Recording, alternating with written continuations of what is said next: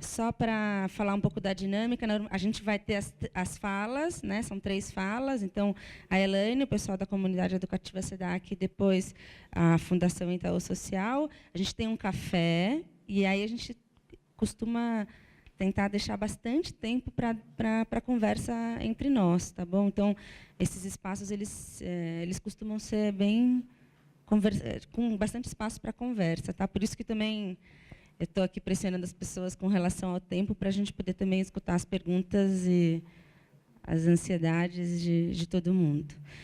Então, a gente vai escutar o pessoal. As meninas da comunidade educativa SEDAC, então, a Patrícia e a Carol. A Patrícia Dias é graduada em Pedagogia pela Faculdade de Educação da USP, foi professora e coordenadora pedagógica do Ensino Fundamental 1 e formadora de professores e coordenadores pedagógicos nos programas Escola que Vale e encontros de leitura pela comunidade educativa, né, projetos do SEDAC.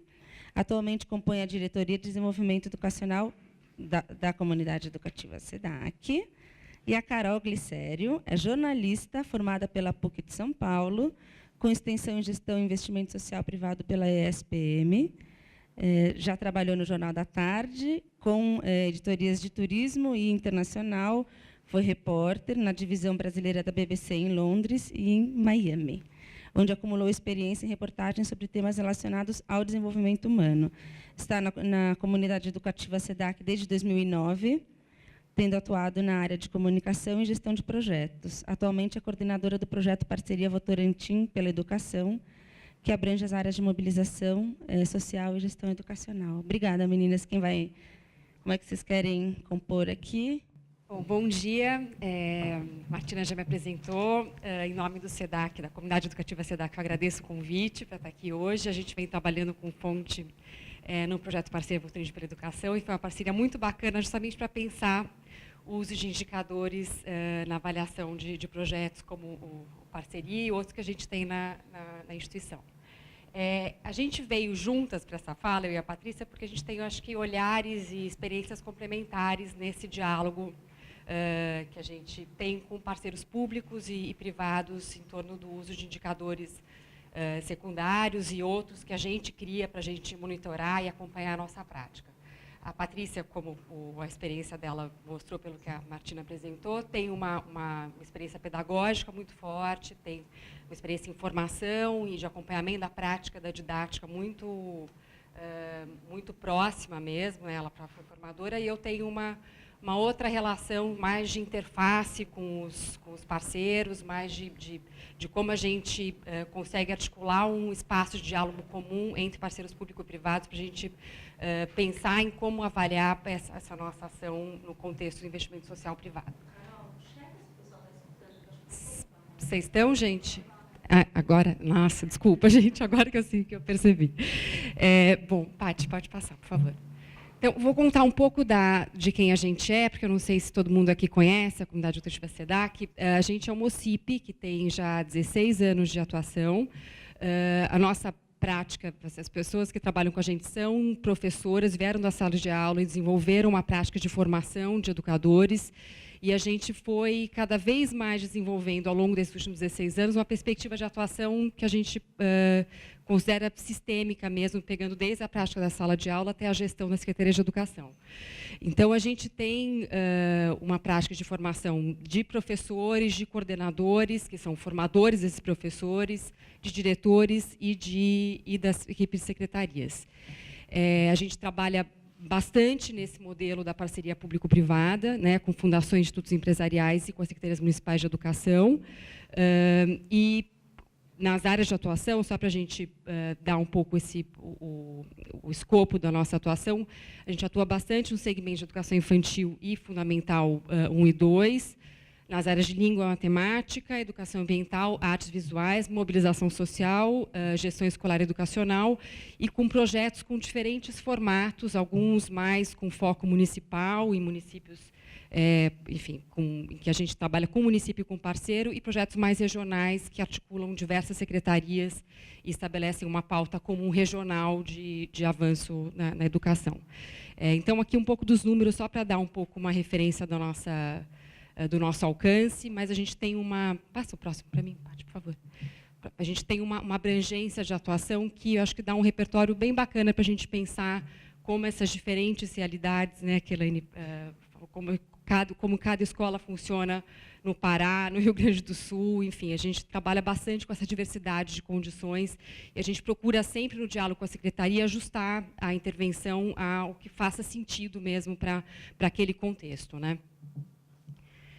Daí algumas ponderações iniciais que a gente quer trazer para antes de começar no uso que a gente faz do IDEB nesses projetos, uma questão que eu acho que a Elaine já comentou, e só para alinhar que a gente, quando está falando do IDEB, aqui a gente fala de um indicador que é importantíssimo, porque ele sintetiza duas dimensões, ele sintetiza e articula duas dimensões, são básicas para o conceito de qualidade de educação, né?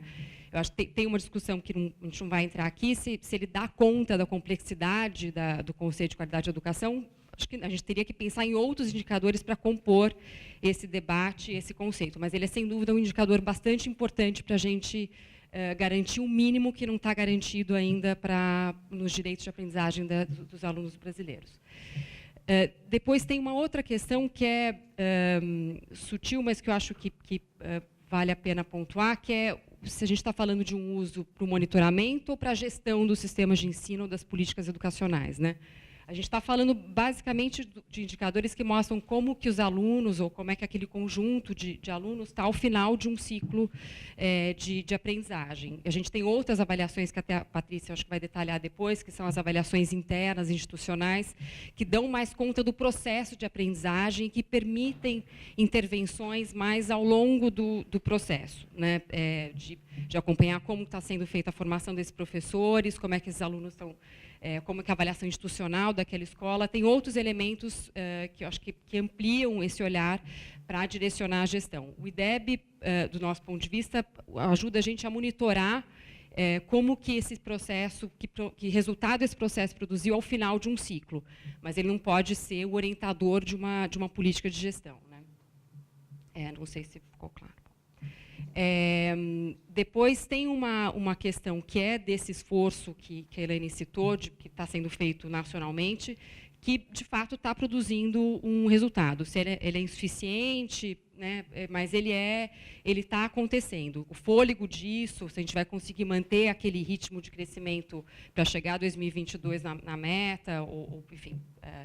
e avançar para além disso é outra questão. Mas agora, nesses primeiros anos de acompanhamento, a gente tem, de fato, um avanço que tem fatores difusos. E eu acho que um dos desafios aqui é a gente conseguir identificar qual que é a contribuição do investimento social privado e do terceiro setor nesse contexto que envolve vários atores e que tem investimento público bastante grande e, inclusive, em termos de recursos, bem maior do que a iniciativa privada investe hoje, né?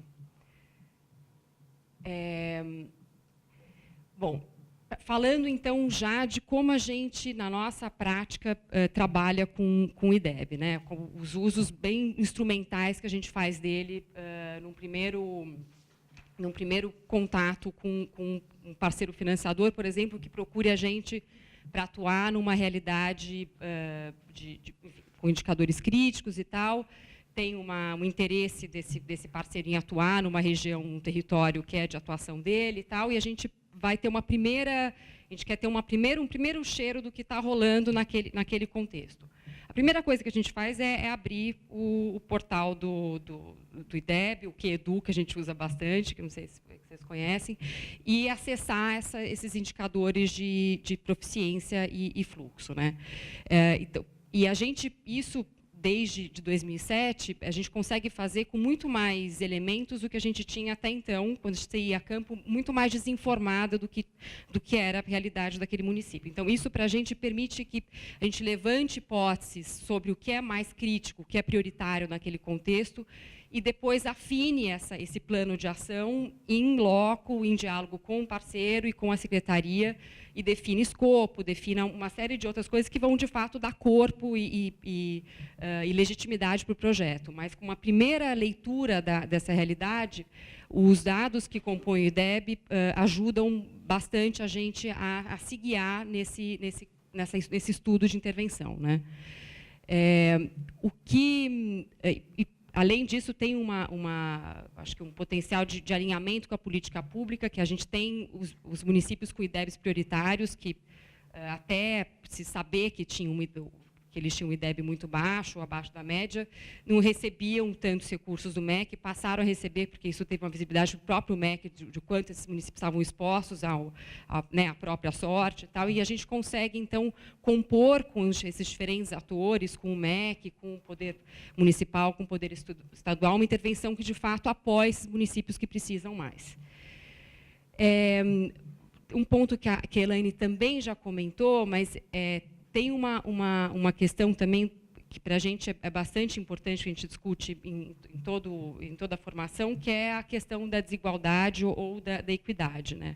Ao abrir os dados de cada escola, a gente percebe que existe uma diferença entre o IDEB e outro, e a gente vai buscar as razões dessa diferença, né? Em que contexto aquela comunidade está, se ela está em zona rural, se está em zona urbana, que tipo de acesso eles têm aos equipamentos da sede, qual que é o transporte, como que é a chegada da merenda.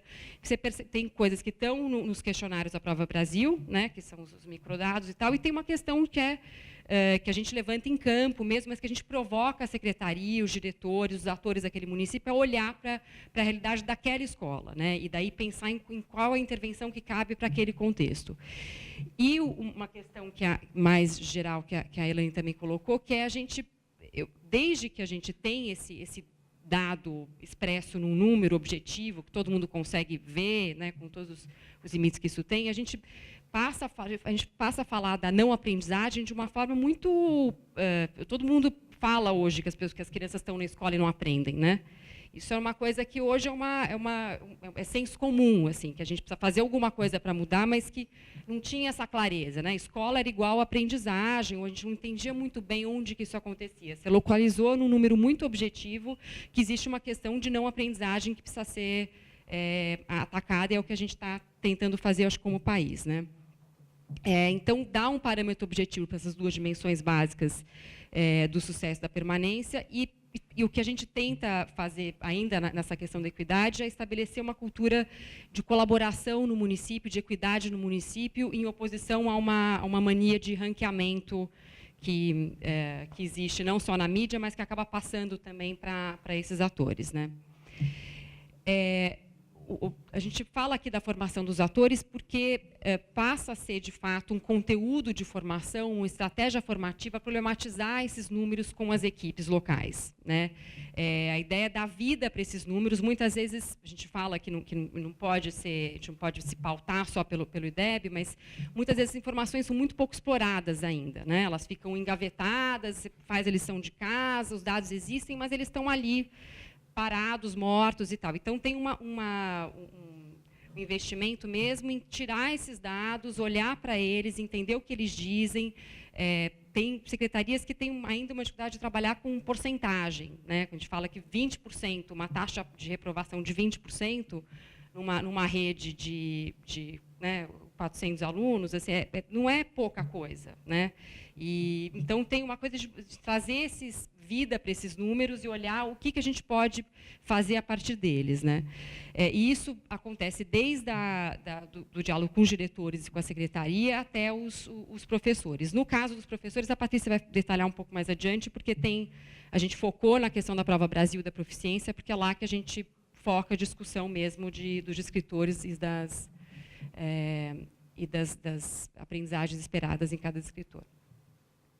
A gente trouxe, só como exercício mesmo, os dados de um município X, para a gente olhar, então, para resgatar qual é esse exercício que a gente faz quando a gente tem, então, um convite ou uma provocação para atuar num contexto que a gente não conhece, né?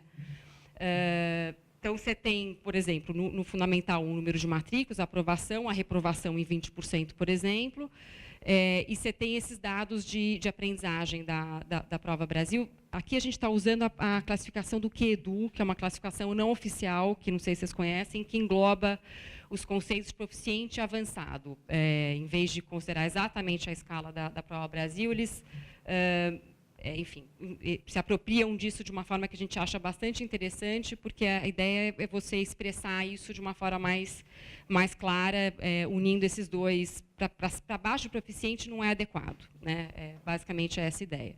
E daí, nesse município específico, a gente vê que tem uma questão de baixa aprendizagem nas áreas de língua portuguesa, que só vai piorando ao longo do fundamental, né?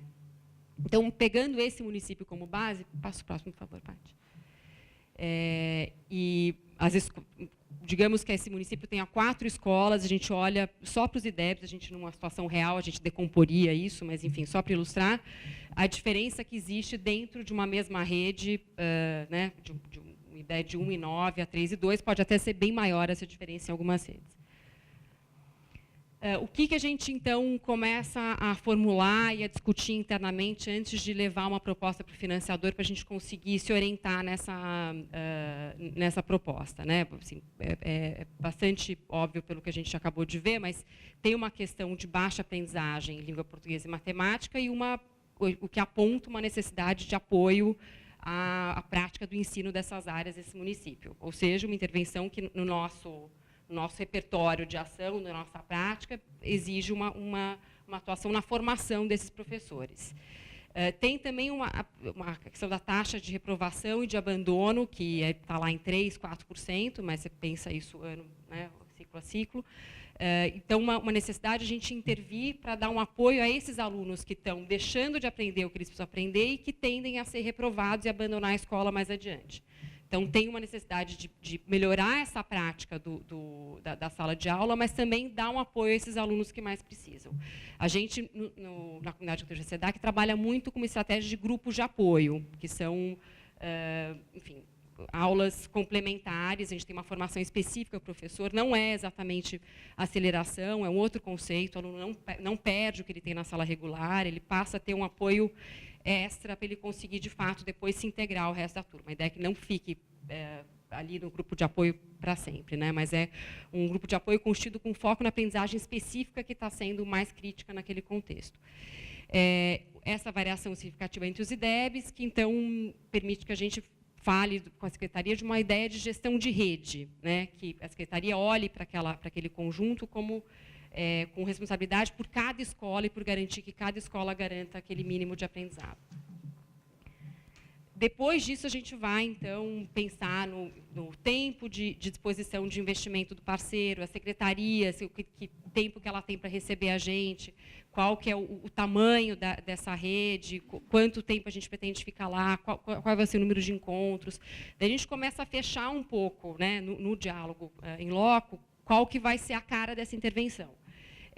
E aí, eu acho que é o primeiro ajuste de expectativa que a gente tem que fazer, porque tem dependendo do recorte que você fizer e da disposição de investimento, de recursos, de tempo que você fizer, você consegue atacar ou aquele conjunto de necessidades, ou você vai focar em necessidades mais específicas.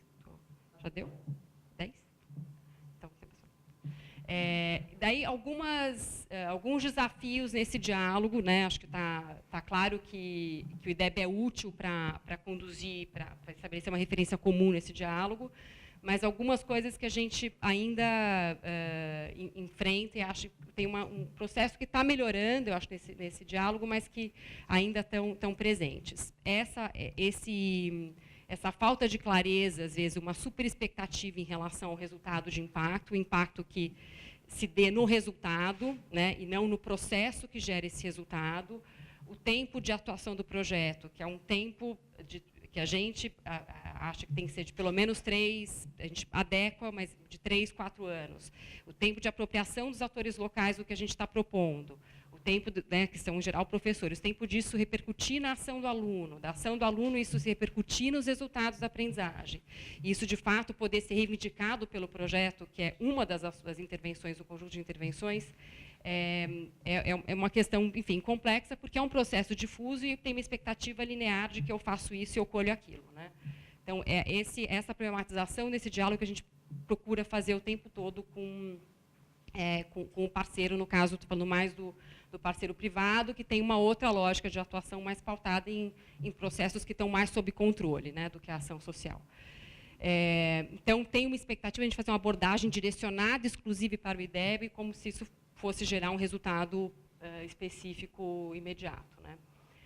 E uma atenção com outros parâmetros que são menos mensuráveis, né, indicadores que não têm a mesma objetividade, a mesma força que o IDEB, mas que, na nossa prática, são igualmente importantes para a gente acompanhar, de fato, a nossa contribuição nesse contexto. Então, não vou passar por todos, mas só para citar alguns, de como a gente acompanha esse trabalho junto com os municípios. A gente busca implementar uma cultura de formação continuada na rede. Para isso, a gente observa e a gente fomenta se estão sendo garantidas as condições para que esses professores estejam em permanente formação mesmo. A gente busca desenvolver um quadro local de formadores que assuma essa formação quando a gente sai do município, né? Acho que é uma questão básica de autonomia, e que essa formação não esteja desconectada da prática, ou seja, uma coisa muito teórica, que é uma queixa bem frequente dos professores, mas seja pautado pela prática. Depois tem uma série de outros que a gente vai deixar para vocês a apresentação, mas que é o desenvolvimento de uma cultura leitora nas escolas, que vai promover as habilidades que estão postas para o Brasil, mas outras de uma forma mais geral, uma prática de leitura pelo professor diária, a prática de leitura pelo próprio aluno, a gestão dos espaços, tempos escolares com foco na aprendizagem, a autonomia são indicadores que parecem que são mais qualitativos e menos objetivos em termos de expressão que eles têm para compartilhamento com parceiros, mas que têm uma importância para a gente, de fato, conseguir acompanhar a evolução dessa rede. Acho que é isso. Vai passar para a Patrícia, que ela fala um pouco mais da... Eu vou passar bem rapidinho para a gente poder discutir depois, mas a gente trouxe um diagrama que, enfim, que resume um pouco esse percurso que a Carol apresentou e como a gente coloca mesmo a aprendizagem como o centro de toda a nossa atuação, como fonte de sentido para todas as etapas, algumas delas já descritas pela Carol. Não vamos esgotar essa discussão, ela é bastante complexa, mas eu acho que uma das provocações que eu quero deixar para o debate é trazer à tona quantas variáveis estão presentes nesse processo. A gente está falando de IDEB, que traz duas variáveis importantíssimas, mas, para a gente impactar nessas duas, tem uma porção de outras envolvidas nesse processo, né? Então, tendo a aprendizagem como central e fonte de sentido para toda a ação educativa, a gente tem, está pequenininho aqui, eu vou ler para vocês, a gente tem uma série de atores envolvidos nesse processo. A gente selecionou alguns importantes com os quais a gente procura interagir quando vamos a campo fazer uma intervenção. Então, esse núcleo são os alunos. Para que os alunos aprendam, eu não vou detalhar tudo, né, a gente tem aí os pais próximos a eles, ou não tão próximos, e que essa relação entre onde estão os alunos no período escolar e os seus pais precisa ser fomentada. Então, esse amarelinho representa os pais. A gente tem os professores que precisam aí fazer uma ação. Eu vou pegar alguns exemplos de algumas coisas que estão listadas para mostrar um percurso. Eles precisam, por exemplo, planejar as aulas que serão desenvolvidas com esses alunos. Esse laranjinha representa os coordenadores pedagógicos, que, na nossa visão, são os parceiros desses professores, que são os azuizinhos aí, para esse planejamento. Então, o coordenador pedagógico, nas nossas intervenções, tem uma reflexão para assumir o papel de formador permanente desse professor, e o espaço de formação é o planejamento da própria ação com os alunos, né? Uma formação em serviço, uma formação no contexto de trabalho desses professores. Essa outra cor que aparece aí são os funcionários da escola, que também têm interação com os alunos e têm a garantia, né, de transformar essa interação em espaços e relações educativas que também vão compor as condições para que a aprendizagem aconteça. Nessa outra esfera, aparecem, então, os diretores, os gestores escolares, que precisam, por exemplo, garantir o espaço de formação permanente, que os coordenadores vão interagir com os professores para que os planejamentos aconteçam da melhor forma e as atividades com os alunos sejam tenham sucesso.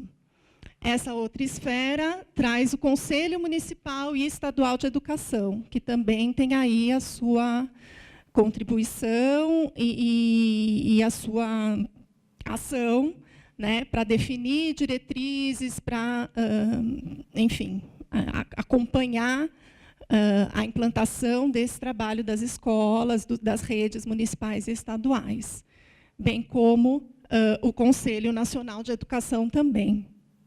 Um dos exemplos que tem sido bastante discutido e que o Conselho Nacional tem uma importante contribuição é a discussão da base curricular comum, por exemplo, nacional, que tem um impacto bem grande para todo dentro desse ciclo, né? Porque vai ajudar, inclusive, a não acontecer, como a Eliane estava comentando, o estreitamento curricular para a realização da Prova Brasil, né? Quer dizer, enfim, trabalhar só com os conteúdos que são avaliados pela prova, mas ampliar esse leque para a gente não simplificar.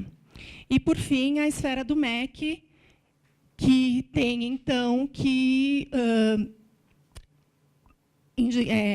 indicar políticas, enfim, e acompanhar todo esse processo nesse diagrama todo, né? Então, esse diagrama, ele é um diagrama que não se esgota, né? Tem uma série de coisas que ficam de fora, mas a gente procura, na formação com os diferentes atores, construir alguns percursos.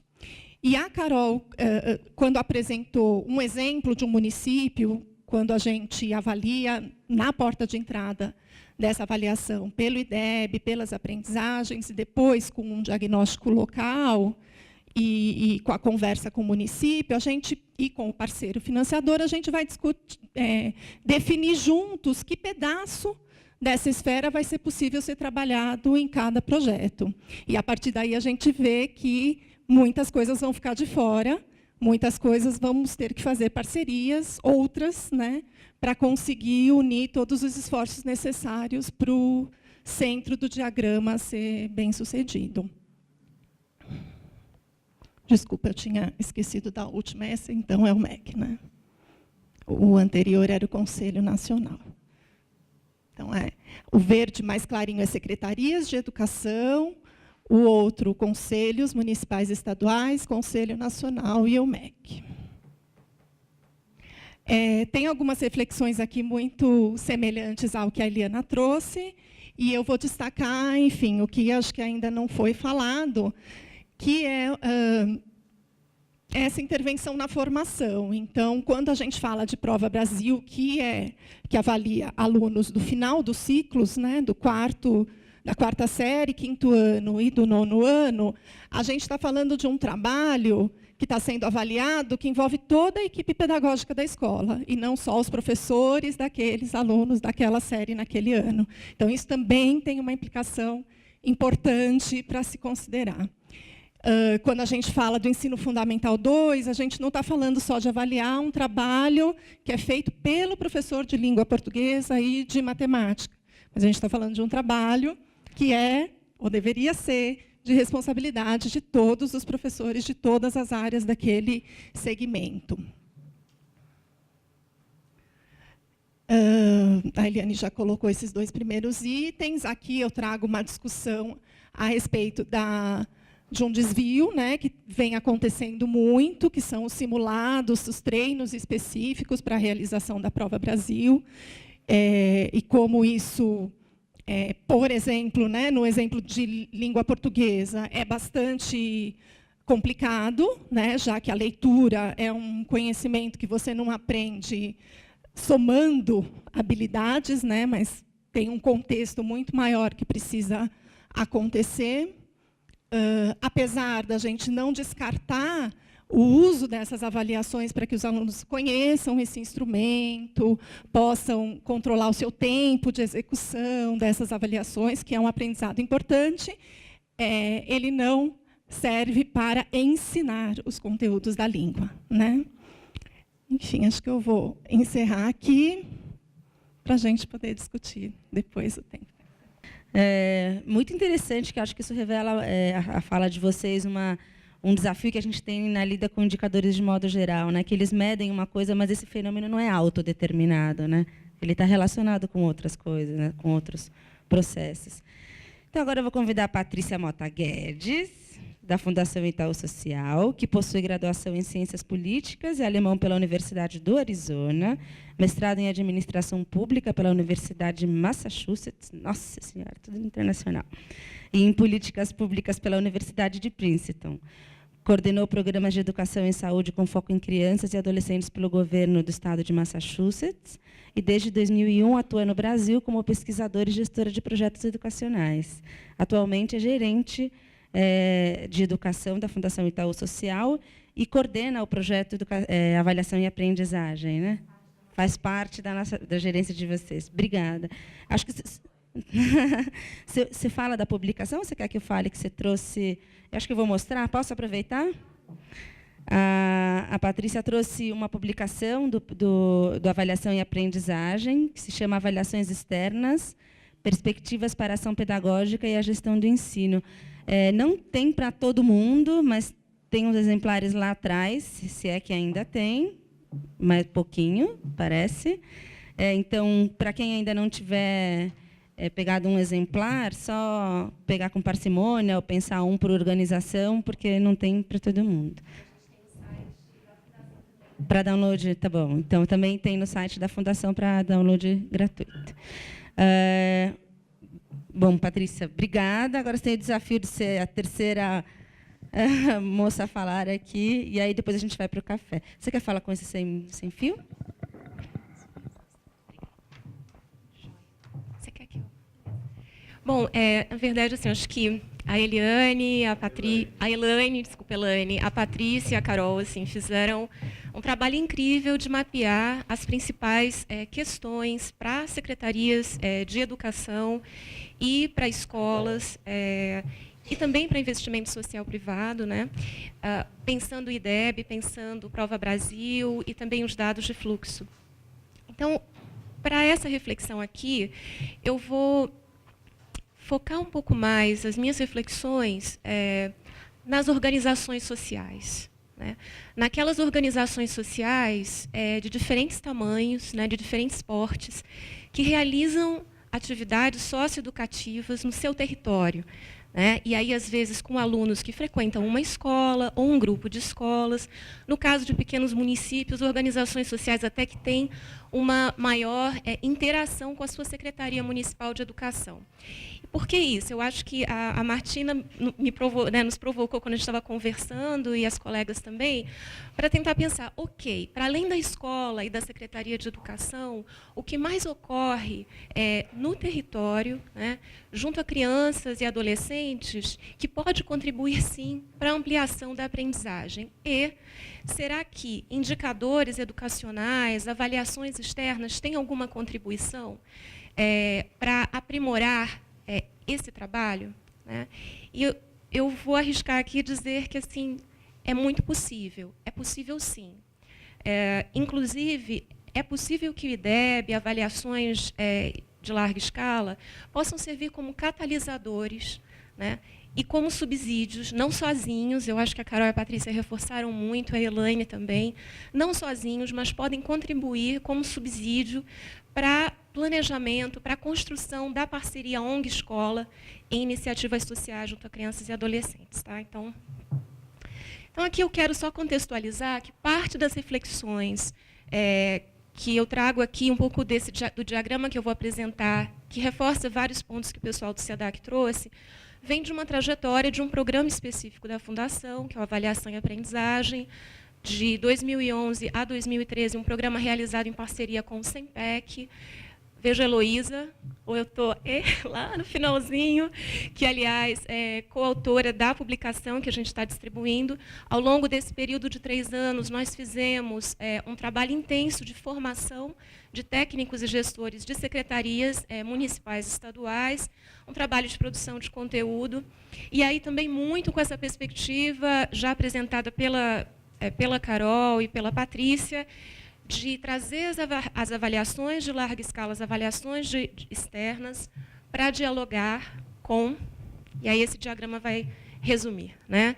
Sempre com foco na aprendizagem do aluno, fazer com que a avaliação em larga escala ela seja um subsídio para que se possa dialogar com a avaliação feita pelas escolas, quer dizer, o olhar conjunto das escolas, como é que nossos alunos estão aprendendo, quais ações coletivas nós fazemos com os nossos professores, com os nossos alunos, com as famílias, funcionários, para alavancar os resultados de aprendizagem.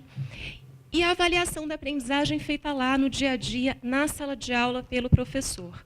Né? Sempre lembrando, uma perspectiva que não é só o professor de língua portuguesa e matemática, não são os professores daquela escola que estão trabalhando com habilidades, competências e conteúdos com aqueles alunos. Por que eu trouxe esse diagrama para pensar pensar um pouco nessa relação com as iniciativas sociais, com as organizações sociais? Essa reflexão também vem muito, não só do avaliação e aprendizagem, mas da trajetória que na Fundação a gente tem tido no trabalho de educação integral. Né? Seja num trabalho mais direto de formação com ONGs, no Brasil inteiro, que trabalham para ampliação de conteúdo, realizam ações com crianças e adolescentes, pelo Prêmio Itaú Unicef, o programa de formação, então essas experiências locais das ONGs, mas também um trabalho que a gente vem realizando com secretarias de educação para assessorá-las na implementação do seu plano de educação integral, a formação das suas equipes que realizam educação integral e como se entende educação integral, para além só de tempo, mas a ampliação também de espaços e conteúdos de aprendizagem. Então, essa reflexão, inclusive da parceria ONG-Escola nessa ampliação, vem muito em função dessa experiência também. E aqui eu vou fazer o exercício com vocês, que eu espero que no debate a gente possa aprofundar mais, que não vou repetir os pontos que já foram feitos nas apresentações anteriores, mas vamos nos colocar no lugar daquela organização social. E acho que aqui tem várias organizações, ou representantes, ou parceiros de organizações sociais que estão realizando o trabalho seu diário com crianças e jovens na comunidade. A Elaine mencionou novembro, mês de Prova Brasil. Quem trabalha lá no campo sabe, né? As escolas estão correndo, está todo mundo ansioso. Se você vai apresentar um projeto para uma diretora de escola, a primeira coisa que ela já vai te falar, depois de novembro.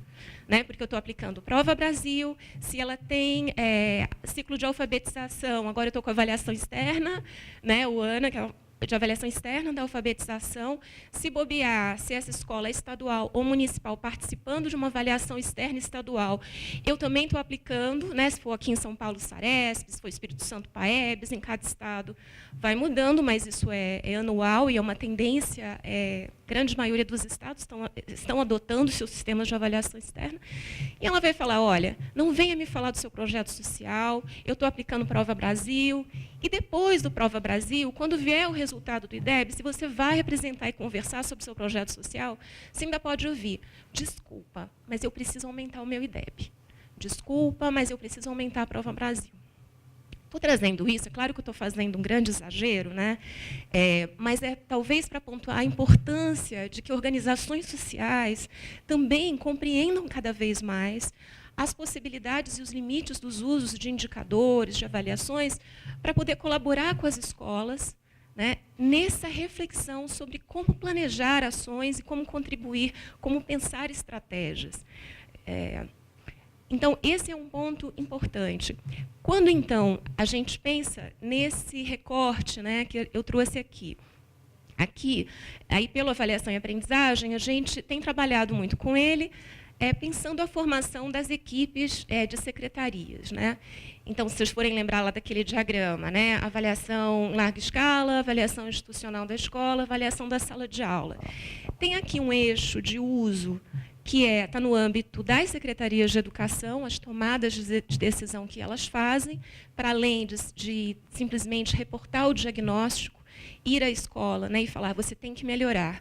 Mas, de fato, pensar enquanto secretaria que ações sistêmicas precisam ser feitas, que apoio é feito para as escolas, para que elas consigam melhorar os seus resultados. A gestão no âmbito das escolas, o que a escola, enquanto coletivo, precisa fazer, e o trabalho pedagógico da sala de aula. As possibilidades aqui de aprofundamento, parceria, ONG, escola, podem acontecer nesses 3 níveis. Né? É possível. E aqui eu trago de forma muito forte, é fundamental a qualificação das equipes de secretarias, é fundamental a qualificação das equipes das escolas, e é fundamental a qualificação das equipes de organizações sociais que realizam esses trabalhos quando chegam, para apresentar o seu projeto e para construir junto estratégias com a escola. Tá? E a gente vai ver que isso, para a política de educação integral, vai ser incrível, e eu vou trazer um resultado bem concreto aqui para finalizar a minha fala. Tá? Deixa eu só ver se eu cumpri tudo. Aqui no trabalho pedagógico, acho que eu queria... Aqui é um gancho importante para a gente pensar conteúdos, habilidades e competências, mas eu acho que eu vou guardar para o slide final que eu ia fazer. Acho que pode mudar. Ok, então, vocês separaram que eu falei educação integral. Né? Quando a Carol e a Patrícia e a Elaine também pontuaram esse perigo de estreitamento do currículo, estreitamento do que é feito, do que é desenvolvido com alunos, com a ilusão, né, de que treinamento ou esse estreitamento vai garantir resultados, primeira reflexão, primeiro tema que me vem é o conceito de educação integral.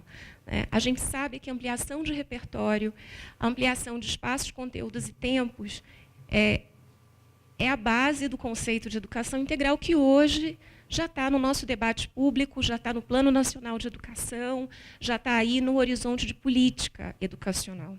E, por isso, em 2008, quando começou a avaliação de IBH? 2008, né? A Fundação, e aí foi uma parceria importante que a gente fez com a nossa área de avaliação econômica, coordenada pelo Antônio, começou a se colocar uma pergunta, né? Muito fruto dessa nossa trajetória em educação integral. Será que há impactos, e se há impactos, quais são os impactos da ampliação de jornada com atividades educacionais diversificadas para a vida da criança, adolescente e jovem? Né? E ela traz resultados de aprendizagem? O que a gente vivia na época? Uma polêmica muito grande de mais português e matemática, nada de diversificar atividades. E ainda havia alguns que diziam, pô, essa coisa só de música e capoeira e batucada e circulação pelo território, né? Que absurdo, tem que ser mais tempo de português e matemática, mais reforço. Quem se lembra, quem já ouviu isso, quem continua ouvindo isso? Alguém? Assim, certo? Eu acho que assim, mas eu acho que a gente tem que entender que isso faz parte do debate. Agora, a gente também precisa se municiar de evidências que possam mostrar um outro jeito de pensar. Né? E um outro jeito, inclusive, de utilizar indicadores educacionais. Então, não mais um vilão, mas vamos utilizá-lo para compor avaliações e reflexões que a gente precisa fazer sobre esse trabalho. Então, nossa pergunta era nesse sentido. Qual foi a parceria estratégica que a gente fez para realizar, para investigar, né, essa questão? Na verdade, essa questão não era só nossa da Fundação, era da Prefeitura de Belo Horizonte, que vinha realizando uma política de educação integral, escola integrada, que prevê a parceria ONG-escola na oferta dessa ampliação do tempo e de conteúdos. As ONGs fazem parte do desenho da política, as crianças circulam, realizam parte das atividades fora, e é uma matriz curricular bem diversificada. Então, a Secretaria e a Prefeitura também tinham essa pergunta. Será que está trazendo resultados? Que resultados? Né? E aí, aqui, para finalizar, porque eu acho que era muito mais para fazer uma provocação aí.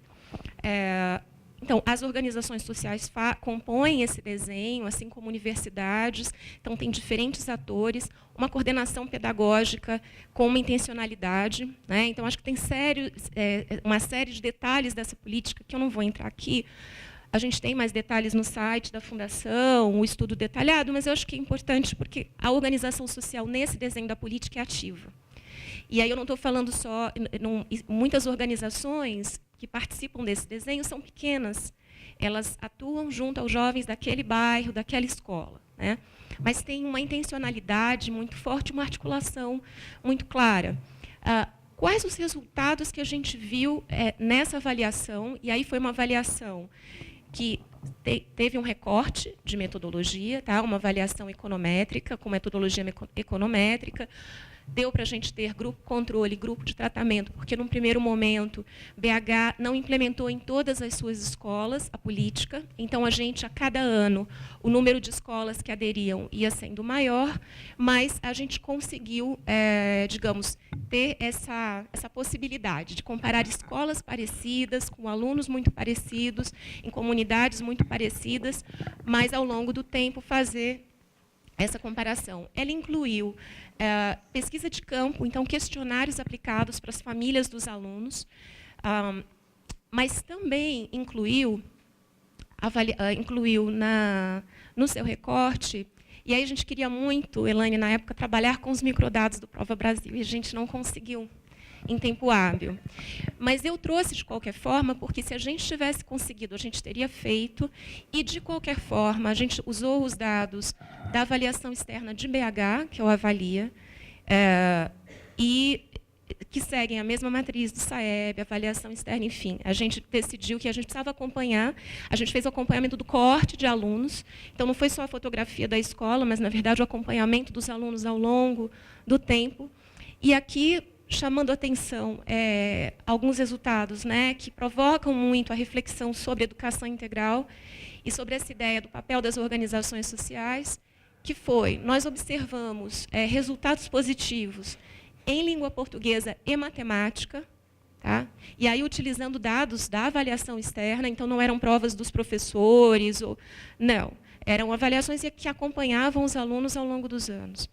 A gente também observou que aqueles alunos que começavam no nível mais baixo de proficiência eram os que tinham resultados maiores de avanço, né? Então, na ideia de você poder acompanhar avanços ao longo do tempo. E um terceiro ponto, que também foi muito importante, e aí essa parte a gente reforça o efeito equitativo, né? No sentido de que a política, esse estudo dá pistas que ela consegue ter um efeito equitativo grande. E um outro ponto que também foi incrível para se pensar a implementação da política e o fortalecimento gradual das organizações sociais dentro dessa política, né, é que quanto mais longa a duração do programa na escola, melhores os resultados.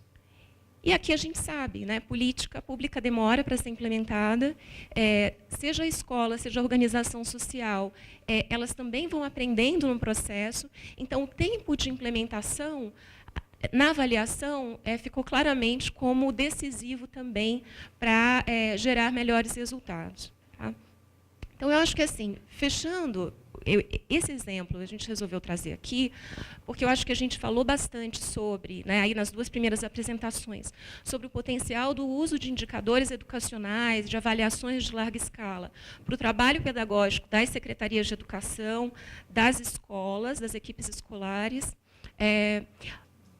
E aí, para complementar para o nosso debate, né, experiências como essas e de outras organizações sociais, secretarias que já começam a pensar políticas de educação com essa modalidade, ONG-escola, apontam para um papel importante de organizações sociais e, por isso, uma necessidade cada vez maior de que organizações sociais no seu território se apropriem desse entendimento e, na construção das suas parcerias com as escolas e ou secretarias, possam trazer essa compreensão e essa reflexão. Tá? Isso só reforça a importância de debates como esse que vocês organizaram hoje. Okay? Obrigada.